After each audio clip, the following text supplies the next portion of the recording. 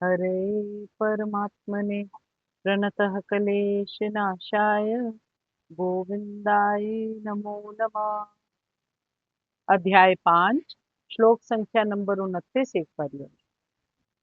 मेरा भक्त मुझको सब ज्ञान राम राम।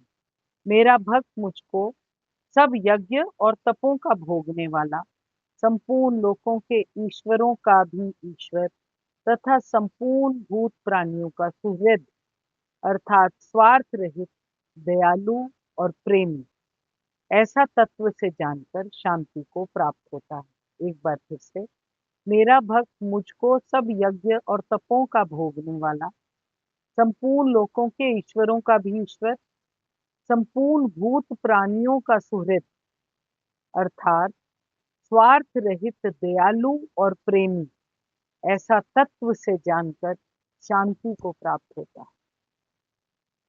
अब यहाँ पर भगवान जी बोल रहे हैं कि मुझसे ही समस्त यज्ञों तपस्याओं का भोगता जानो। परम भोक्ता केवल मैं ही हूँ और मैं ही समस्त लोकों देवताओं का परमेश्वर, समस्त जीवों का हितकारी और हितैषी ऐसा जानकर तुम मेरी और कमिटमेंट की भावना से टोटली मेरी तरफ अपने आप को अपना झुकाव रखो। इसी से आपको जो भी पूर्ण पुरुष बनोगे और दुखों से शांति प्राप्त कर सकोगे और लाभ कर सकोगे। वो यहाँ बोल रहे हैं कि लोग माया से ग्रसित होकर बहुत परेशान रहते हैं और शांति की खोज करते रहते हैं, पर उनको शांति नहीं मिलती। शांति उनको इसलिए नहीं मिलती क्योंकि वो सारी चीजों को खुद भोगने की कोशिश कर रहे हैं, हालांकि उनको परमात्मा को अर्पित करना चाहिए। इसीलिए भगवान जी कह रहे हैं कि अगर प्रत्येक वस्तु को परमात्मा के अर्पित कर दोगे, क्योंकि वही देवताओं के स्वामी हैं, उनसे बड़ा कोई है ही नहीं।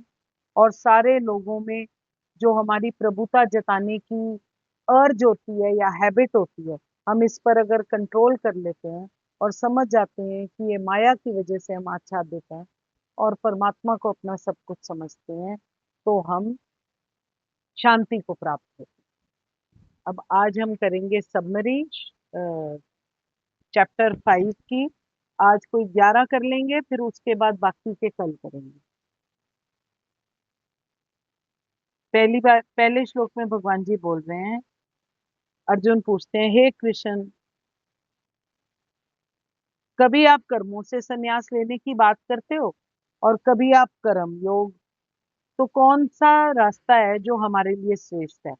कौन सा रास्ता है जो मेरे लिए कल्याणकारक है और मैं कौन सा कर्म करूं? अब यहाँ पर परमेश्वर कहते हैं कि कर्म संन्यास और कर्म योग दोनों मार्गों से भगवत प्राप्ति की जा सकती है, पर दोनों रास्तों में जो कर्म योग है वो थोड़ा ज्यादा इजी है, वो थोड़ा सा सुगम है, और इसीलिए पहली चॉइस वो होनी चाहिए। एंड गोल दोनों का सेम है। अब हमारी कैपेबिलिटी तो है नहीं कि हम सन्यासी बनकर बिल्कुल ठंडी जगहों पर और गर्म जगहों पर भटकते फिरे, पर अपने कर्तव्य कर्म को अगर हम ट्रूथफुली करते हैं और सीरियसली निभाते हैं तो हम परमात्मा को पा सकते हैं। और वो बोल रहे हैं यहाँ पर कि विवेक और वैराग्य से साधक जीवन लीड करना आइडियल वे ऑफ लाइफ है। और वो बोल रहे हैं कि जो कर्म योग है वो तो हम हर वक्त कर रहे हैं, उसमें तो चल ही रहे हैं।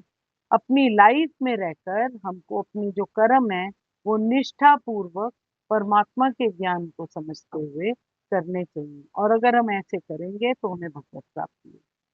तीसरा श्लोक, जो पुरुष ना किसी से जलता है, ना किसी से ईर्ष्या रखता है, ना उसको कुछ पाने की इच्छा है, जो ना कर्म फलों की इच्छा करता है, ना उन कर्म फलों से घृणा करता है, जिससे ना कोई खोने का शौक है, ना किसी को पाने की खुशी है, सब कुछ जैसा उसको मिलता है वो वैसे स्वीकार कर लेता है परमात्मा की मर्जी समझकर। और अल्टीमेटली क्या होता है, वो काम, क्रोध, मोह, ये कामनाओं से हटकर संसार बंधन से मुक्त हो सकता है। श्लोक संख्या नंबर 4। कुछ लोग संन्यास योग और कर्म योग को अलग अलग मानते हैं, वो सोचते हैं कि इन रास्तों का जो फल उनको प्राप्त होगा वो अलग अलग प्राप्त होगा, पर ऐसा कुछ नहीं है। जिसका लक्ष्य परमात्मा है, जो अपनी इमोशंस को जीत चुका है या उनको जीतने की कोशिश करने लग जाता है, जो पूर्ण ज्ञान की तलाश में लगा हुआ है, जो एकनिष्ठ होकर एक रास्ता पकड़ना चाहता है और परमात्मा के बिल्कुल पीछे पड़ जाता है। जैसे हम बोलते हैं ना, हनुमान जी की टांग पकड़ लो, तो हनुमान जी को आपकी बात सुननी पड़ती है। बच्चा किचन में अपनी मदर की अगर साड़ी खींचता रहता है और बोलता है मुझे भूख लगी है, तो हार कर वो सारा काम छोड़कर उसको खाना देती है। बिल्कुल वही बात, एक निष्ठ होकर परमात्मा के पीछे पड़ जाना, एक रास्ते से। राम जी के अगर हम पीछे पड़ जाएं तो हमें परमात्मा की प्राप्ति होगी। श्लोक संख्या नंबर 5। परमात्मा ज्ञान योगी, कर्म योगी दोनों को प्राप्त हो सकती है। कोई प्रेफरेंस नहीं है उनकी, क्योंकि he does not believe in any partiality. पर वो बोल रहे हैं कि मेरे को एक एलिजिबिलिटी क्राइटेरिया है, सांख्य योग की एक्सेप्टेंस होनी चाहिए। ये बात को उनको मानना चाहिए कि आत्मा प्रकृति में एक अंतर है, और जो आत्मा है वो परमात्मा का अंश है। माया उनको एक्सेप्ट करनी पड़ेगी, और हर वस्तु को एक रूप देखना पड़ेगा। हर वस्तु में परमात्मा का प्रेजेंस को एक्सेप्ट करना पड़ेगा, तो वो कहते हैं कि वो मेरी तरफ आ सकता है और मुझे प्राप्त कर सकता है। श्लोक संख्या नंबर 6। भक्ति अनिवार्य है, भक्ति में लगे बिना कर्मों का परित्याग नहीं किया जा सकता। और भक्ति में कोई भी तरीके से अगर आपको कर्मों का परित्याग करना है, तो किसी एक चीज में पूर्ण विश्वास होनी जरूरी है, और वो पूर्ण विश्वास किसमें? परमात्मा में। और वो बोल रहे हैं ऐसे कौन कर सकता है? केवल विवेकी और विचारवान व्यक्ति। जब हमें भक्ति भी करनी है, हम ब्लाइंडली तो कुछ नहीं ना कर सकते। किसी चीज में हमें इतना विश्वास होना पड़ेगा, उसको इतनी एक्सेप्टेंस देनी पड़ेगी कि हमसे बहुत ज्यादा सुपीरियर है, सिर्फ हम तभी उस आदमी की या किसी चीज की भक्ति कर सकते हैं ना। तो भगवान जी कह रहे हैं कि भक्ति के में लगे बिना आप अपने कर्मों का परित्याग नहीं कर सकते। विवेकी विचारवान व्यक्ति भक्ति और ज्ञान से अपनी मन, बुद्धि, इंद्रिय, शरीर को नियंत्रित करने की कोशिश करने लगता है और कर्मों का परित्याग करने की कोशिश करते हैं। वो परमात्मा को प्राप्त कर सकते हैं। श्लोक संख्या नंबर 7।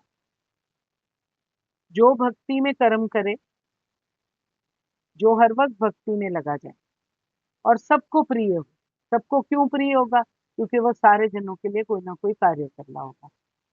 जो इंद्रियों को वश में कर सकता है और कर्मों को करते हुए भी वो नहीं बंधता। भगवान जी कह रहे हैं जो जितेंद्रिय है उसका मन कंट्रोल्ड है, और क्योंकि उसका मन कंट्रोल्ड है और उसका अपनी मन, बुद्धि और इन चीजों पर क्या कहते हैं, उसने लगाम लगा रखी है, तो उसका अंतःकरण जो है वो बिल्कुल साफ होगा। ऐसा व्यक्ति मुक्ति पथ पर अग्रसर हो सकता है। श्लोक संख्या 8 और 9। जो व्यक्ति परमात्मा तत्व को समझने का प्रयास करे, दूसरी चीज अपनी मर्जी से करे, जिसका मन उसमें रत हो, जो मानता हो कि परमात्मा सब कुछ है और उस तत्व को जानने का प्रयास करे, जो ज्ञान समझ चुका हो परमात्मा की कि हम उनके बिछड़े हुए अंश हैं। वो उठते, बैठते, पीते, सोते, जागते, सब कुछ जो भी है वो परमात्मा को सब कुछ सुपीरियर समझ कर करता है। वो जानता है कि सब कुछ परमात्मा की मर्जी से हो रहा है और उसका उसमें कुछ लेना देना नहीं है। और ये भी जानता है कि जो इंद्रियां हैं वो तो अपने कार्य में लगी हुई है, वो तो अपना कार्य कर ही रही है, और वो परमात्मा की सेवा में सारी इंद्रियों को जुटा देता है, उसमें लगा देता है। वो जानता है कि उसके हाथ में कुछ भी नहीं है। ऐसा व्यक्ति परमात्मा कह रहे हैं मुझे बहुत प्रिय है और मुझे प्राप्त कर। श्लोक संख्या नंबर 10। जो व्यक्ति कर्म फलों को परमेश्वर को समर्पित करके आसक्ति से हटकर कर्म करता है, वो पाप कर्मों से अप्रभावित रहता है। यज्ञ, तप, ध्यान, साधना, ममता, ये सब कुछ त्याग कर कर्तव्य कर्म समझ कर करता है, वो परमात्मा को प्राप्त हो सकता है। जो प्राणी अपने को त्याग कर सच्चाई से कर्म करता है, वो पाप में लिप्त नहीं होता। यहाँ पर उन्होंने एग्जाम्पल कमल के पुष्प का दिया था कि कमल के पुष्प पर पानी भी नहीं पड़ता। वैसे ही होना चाहिए। वो प्राणी अपने को त्याग कर सच्चाई से कर्म करता रहे और पाप में लिप्त नहीं हो। जो कर्म योगी ममता रहित होकर इंद्रिय बुद्धि मन शरीर की परवाह किए बिना आत्म शुद्धि के लिए कार्य करता है, निष्काम भाव से प्रेरित होकर परमात्मा की तरफ चलता रहता है, कर्तव्य कर्म करता है और शुद्ध हृदय से करता है, वो परमात्मा को प्राप्त होता है। एक बार फिर से, जो कर्म योगी ममता रहित इंद्रिय बुद्धि मन शरीर की परवाह किए बिना आत्म शुद्धि के लिए कार्य करता है, निष्काम भाव से परमात्मा से प्रेरित होकर अपने कर्तव्य कर्म करता है, वो शुद्ध हृदय को प्राप्त होता है। अब भगवान जी यहाँ शुद्ध हृदय की बात कर रहे हैं। बार बार वो बोल चुके हैं कि शुद्ध हृदय मुझे बड़े भाते हैं, निर्मल और शुद्ध हृदय मेरे फेवरेट्स हैं। भगवान जी बोलते हैं फर्स्ट एलिजिबिलिटी क्राइटेरिया गोलोक धाम के लिए अगर आपका शुद्ध अंतःकरण है, तो भगवान जी कह रहे हैं आप इसको कैसे कर सकते हो? शरीर की परवाह किए बिना, इंद्रिय मन बुद्धि और शरीर की परवाह किए बिना सारे कार्य जो हैं अपनी आत्म शुद्धि के लिए करें, फल की इच्छा के बगैर करें, परमात्मा को समर्पित करें, परमात्मा की सेवा में लगा दे अपनी इंद्रियों को, तो भगवान जी कह रहे हैं उससे उसका हृदय शुद्ध हो। श्लोक संख्या नंबर 12। निश्चल भक्ति, राम राम। निश्चल भक्त शुद्ध शांति को प्राप्त कर सकता है, वो जो परमात्मा में आसक्त रहता है, कर्म फल की कोई भी इच्छा से मुक्त है। अभी तक उन्होंने बोला सारे कर्म जो है वो मेरी तरफ सेवा में लगा दो, सारे कार्य जो है वो निष्काम बुद्धि से करो। फिर वो बोल रहे हैं उससे क्या होगा? आपका अंतःकरण शुद्ध होगा। अब भगवान जी क्या बोल रहे हैं? कह रहे हैं कि जो निश्चल भक्त है, जो ऐसा भक्त है, वो शुद्ध और शांति को प्राप्त हो सकता है। वो हर वक्त परमात्मा में आसक्त रहता है, उसको कोई कर्म फल की इच्छा है ही नहीं, वो तो फ्री है मेंटली। पर जो ऑपोजिट साइड पे अगर आप देखो तो जो सकाम पुरुष होते हैं, वो हर प्रकार की कामना संसार से रखते हैं, इसी वजह से वो हमेशा बंधे रहते हैं। अगर हमको शांति चाहिए तो निश्चल भक्त बनना जरूरी है, और कोई तरीका नहीं। कृष्णाय वासुदेवाय हरे परमात्मने प्रणतः क्लेशनाशाय गोविंदाय नमो नमः। जय जय सीताराम, जय जय राधे श्याम। श्री हरिवंश, श्री हरिवंश, श्री हरि।